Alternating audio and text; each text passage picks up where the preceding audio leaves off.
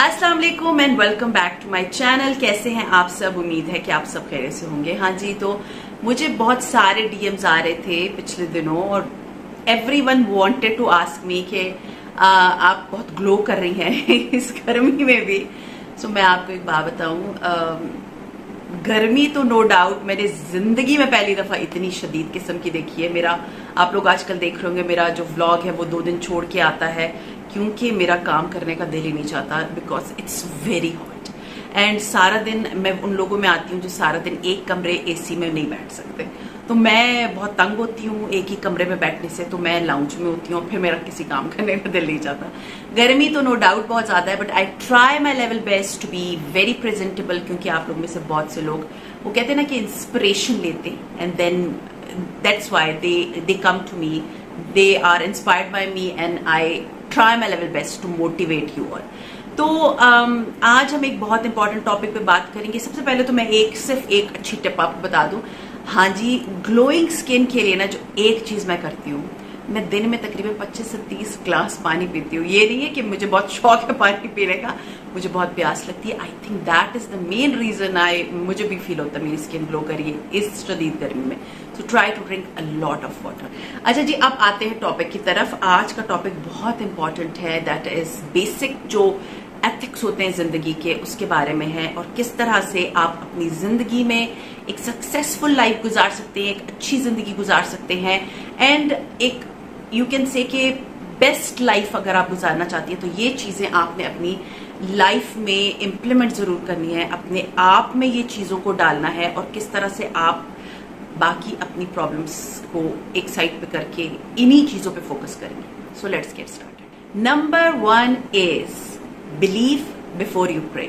देखिए, मैं आपको एक छोटी सी मिसाल देती हूँ कि जब मैं कोई चीज अल्लाह ताला से मांग रही होती हूँ ना, तो मुझे सबसे पहले यकीन होता है कि मुझे मिल जाएगा। आपका ना यकीन पुख्ता होना चाहिए। आपको लोगों की जरूरत नहीं है कि वो आपको बताएंगे कि ये इस तरह करना है, ये इस तरह करना है। अब जैसे मैं एक छोटी सी बात बता रही हूँ, मैंने अपना वजीफे वाला, क्योंकि मुझे बहुत से लोगों ने कहा था आप मुझे हमारे साथ अपनी लाइफ का शेयर करें, तो वो कामयाबी का मैंने आप लोगों के साथ वजीफा शेयर किया था एंड इट वर्क्स।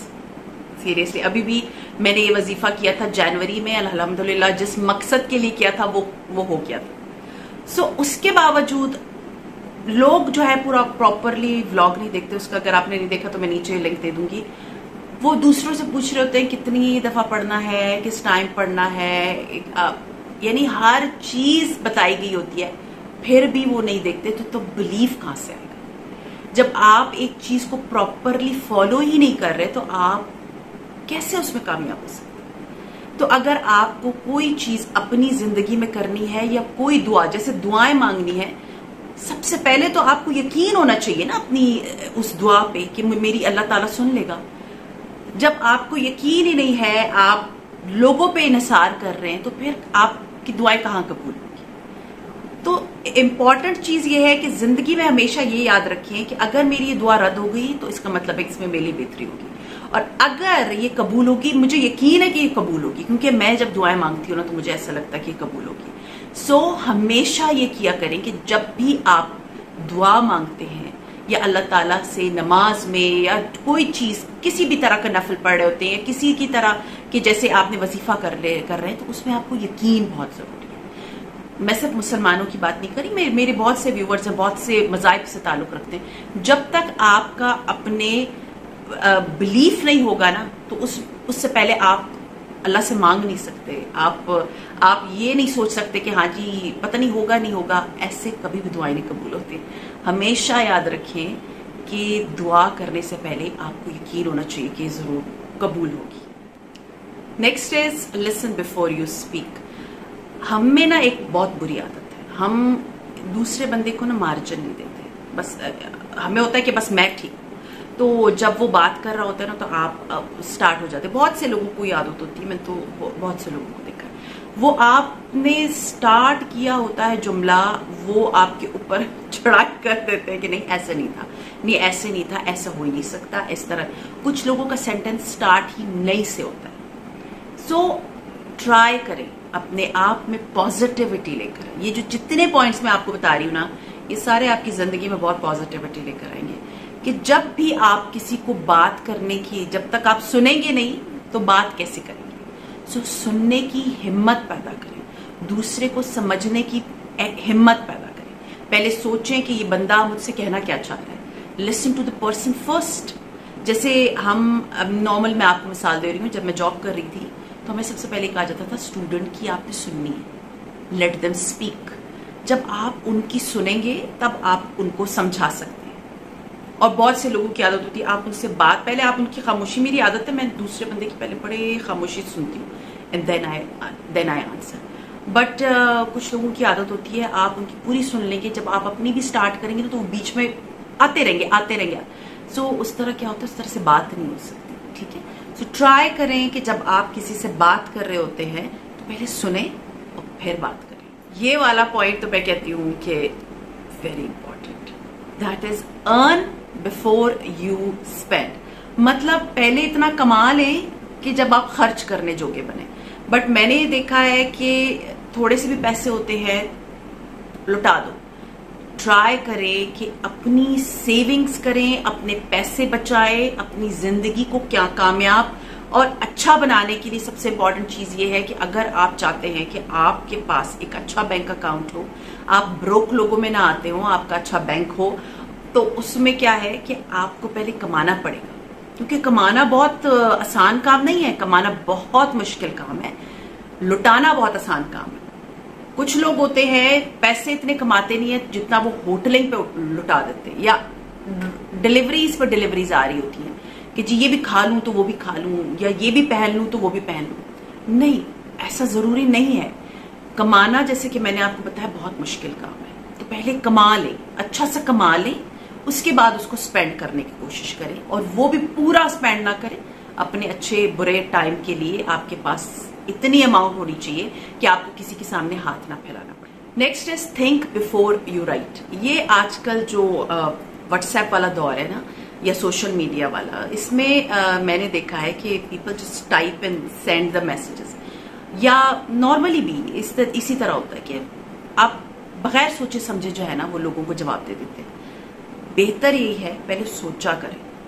अगर किसी ने आपको कोई इस तरह का कोई मैसेज सेंड किया है जो कि आपको बुरा लगा है और आपको फील होता है कि no it's not good, it's not appropriate कि मुझे बताया गया है या मुझे इस तरह से बात की गई है, तो बेहतर है कि आप उनको फौरन जवाब मत दें। ये एथिक्स हैं, ये जिंदगी के बेसिक एथिक्स हैं।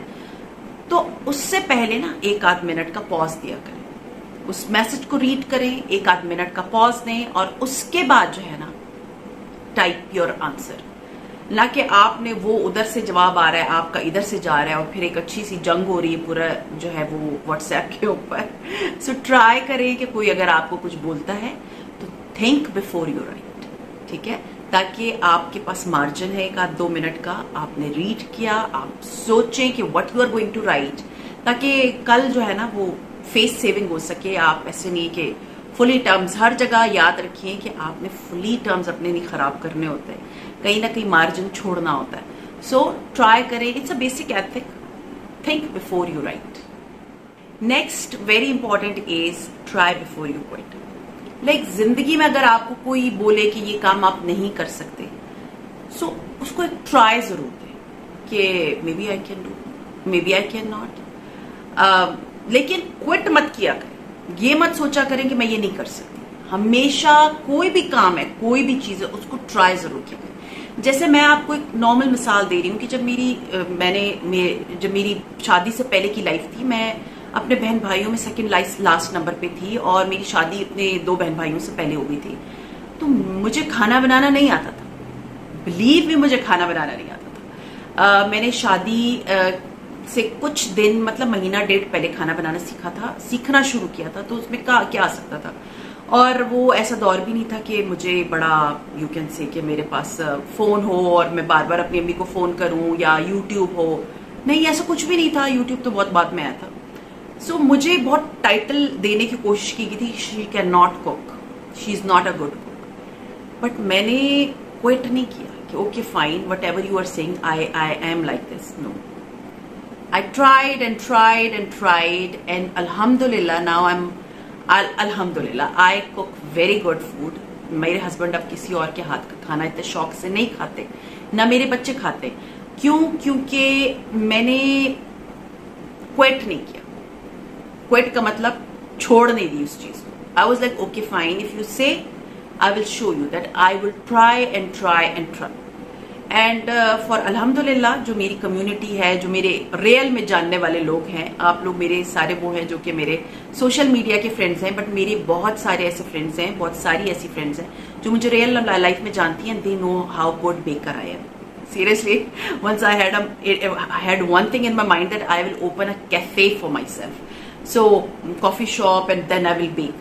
But वो ये है कि I don't know, I will do, but I will not quit that idea. इंशाल्लाह ताला someday maybe I will have a cafe. But ये है कि जिंदगी में अगर कोई आपको बोलता है आप ये नहीं कर सकते, तो उनको करके दिखाएं, उनको गलत साबित करके दिखाएं। And believe me, जितनी खुशी आपको उनको गलत साबित करके होगी ना, उतनी कामयाबी पे नहीं होगी। क्यों? क्योंकि इंसानी दिमाग है ना।